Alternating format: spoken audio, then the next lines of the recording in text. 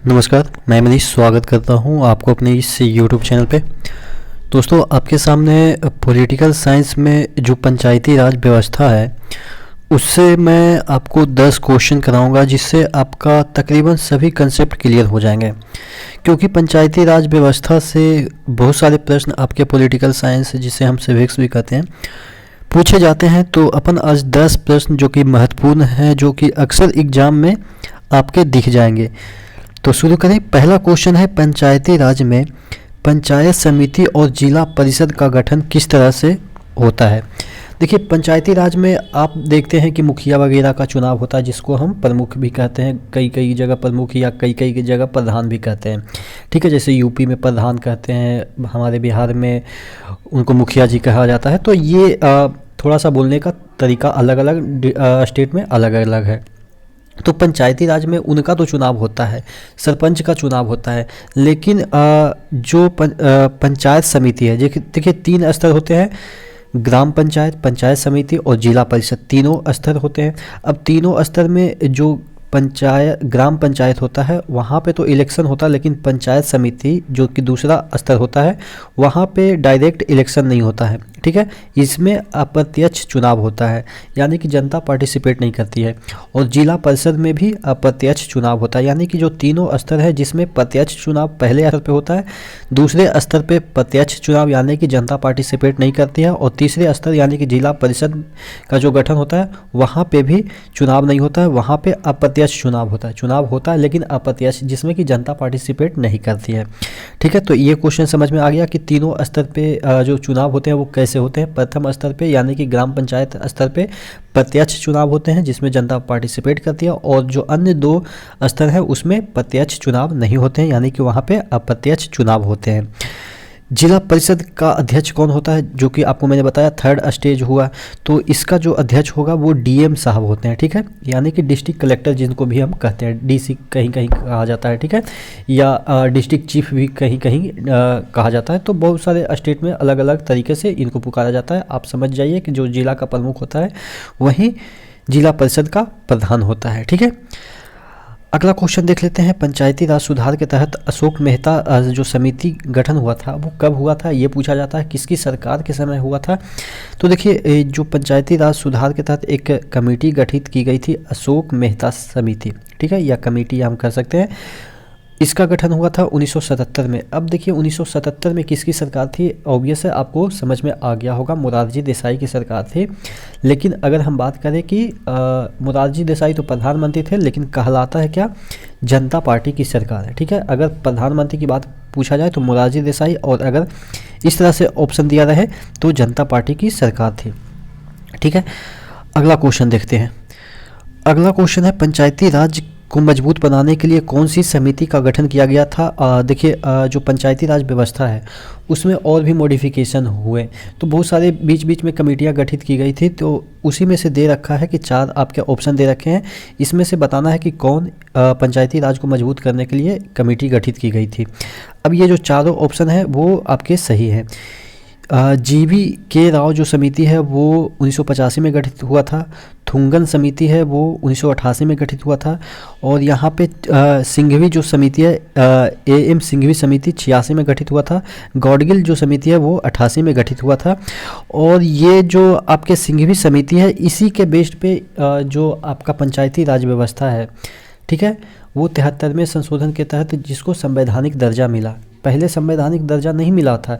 यानी कि जब आपको पता है कि पंचायती राज व्यवस्था नेहरू जी के समय ही स्थापित हो गया था, लेकिन उस समय ये संविधान में नहीं दर्ज था, यानी कि ये संवैधानिक संस्था नहीं था। पंचायती राज व्यवस्था आप संस्था कहें या व्यवस्था कहें, ठीक है, तो ये उस समय नहीं था, मूल रूप से ये नहीं था। लेकिन ये जो एम सिंघवी थे, इन्हीं की सिफारिश पे आप कह सकते हैं कि 92 में इसको संविधान में अंकित किया गया। अब जब संविधान में अंकित कर दिया गया तो बहुत सारे प्रोविजन इसके साथ जुड़े। ठीक है, संविधान अंकित करने का मतलब ही होता है। ठीक है, तो ये एम सिंघवी के जो कमेटी थी उसकी सिफारिश पे ही ये जो आपके संवैधानिक दर्जा प्राप्त हुआ था। ठीक है, सॉरी, ये प्राप्त हुआ था कि नहीं वो अलग बातें हैं, ये मान्यता देने की सिफारिश की थी। ठीक है, सर्वप्रथम बात, एम सिंघवी की जो समिति थी वो रिकमेंड किया था कि इस जो पंचायती राज व्यवस्था है उसको संवैधानिक दर्जा दिया जाए। ठीक है। आप नीचे कमेंट बॉक्स में कमेंट करेंगे कि किसकी सिफारिश पे, कौन सी समिति के सिफारिश पे संवैधानिक दर्जा प्राप्त हुआ था ये पंचायती राज व्यवस्था को, इन्होंने सिफारिश दिया था, ठीक है। अब देख लेते हैं पंचायत के 3 स्तर पे महिलाओं के लिए कितना सीट आरक्षित है। देखिए तीनों स्तर पे, यानी कि ग्राम पंचायत पे भी 1/3 होगा, यानी कि 33.33%, और आपके पंचायत समिति जो है दूसरा स्तर, वहाँ पे भी इतने महिला होनी चाहिए 1/3, और जो आपके जिला परिषद है वहाँ पे भी आपके जो सदस्य होंगे 1/3 महिला होंगे। इससे ज़्यादा हो सकते हैं लेकिन इससे कम नहीं हो सकते। जैसे आपके बिहार में है 1/2 हो गया, यानी कि 50% आरक्षण मिल गया, ठीक है। तो इससे ज़्यादा होते हैं लेकिन इससे कम तो कभी हो ही नहीं सकते, ये संविधान में लिखा हुआ है। राज्य विधानसभा का चुनाव लड़ने के लिए मिनिमम एज कितना चाहिए, यानी कि आप अगर एमएलए का चुनाव लड़ना चाहते हैं तो आपके मिनिमम एज 25 तो होने ही चाहिए, और अगर आप मुखिया वगैरह का चुनाव लड़ना चाह रहे हैं तो वहाँ पे आपके एज 21 होनी चाहिए, ठीक है। दोनों ध्यान दीजिएगा, यानी कि आप अगर एमएलए का चुनाव लड़ना चाहते हैं तो आपकी एज 25 होनी चाहिए, या एमपी का चुनाव लड़ना चाहते हैं, एमपी बोले तो लोकसभा के एमपी, राज्यसभा के एमपी नहीं, तो वहाँ पे आपके एज होनी चाहिए 25 एमपी के चुनाव लड़ने के लिए। और अगर आप एमएलए का चुनाव लड़ना चाहते हैं वहाँ भी 25 होनी चाहिए, लेकिन अगर आप मुखिया वगैरह यानी कि ग्राम स्तर पे कोई चुनाव लड़ना चाहते हैं तो 21 वर्ष होनी चाहिए, ठीक है। पंचायत समिति का प्रधान कौन होता है, पंचायत समिति का जो प्रधान होता है वो प्रमुख कहलाता है, ठीक है। ऑप्शन आपके दिए रहेंगे मुखिया, सरपंच, जिला अध्यक्ष, ठीक है। तो देखिए ये जो सरपंच होता है ग्राम पंचायत स्तर पे ही एक अलग होता है, उसका ये प्रधान होता है सरपंच, ठीक है। ग्राम पंचायत का जो प्रधान होता है वो पंचायत का प्रधान होता है सरपंच, लेकिन अगर पंचायत समिति का प्रधान, यानी कि ये जो सेकंड स्तर का जो बात कर रहा है, ठीक है, सेकंड स्तर का जो है वो समिति, पंचायत समिति, उसका प्रधान कौन होता है, प्रमुख कहलाता है, ठीक है। और ये चुने कैसे जाते हैं, शुरू में ही मैंने बताया अप्रत्यक्ष रूप से चुने जाते हैं। देखिए पंचायत समिति ग्राम पंचायत के वार्षिक योजनाओं को समेकित करना और उसे जिला परिषद को सुपुर्द करना, यानी कि 3 स्तर हुए, ग्राम पंचायत, पंचायत समिति और जिला परिषद। तो ये जो पंचायत समिति है वो इससे डेटा इकट्ठा करेगा और इसको डेटा देगा, ठीक है। तो इसका ये काम होता है।